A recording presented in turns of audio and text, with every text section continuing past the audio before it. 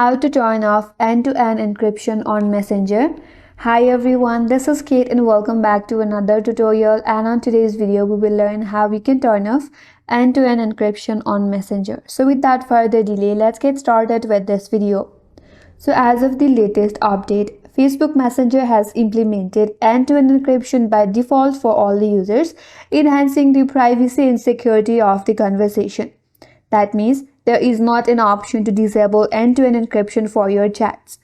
However, if you wish to manage certain security features related to end-to-end encryption, you can delete your secure storage or reset your security method. And you can do that through the Messenger application.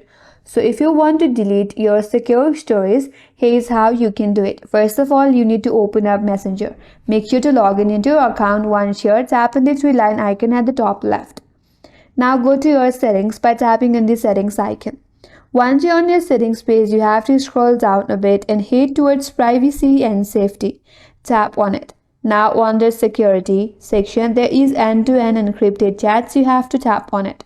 Now from here, you can manage your secure storage. Tap on message storage. Once you land on this page, you will see an option as turn off secure storage.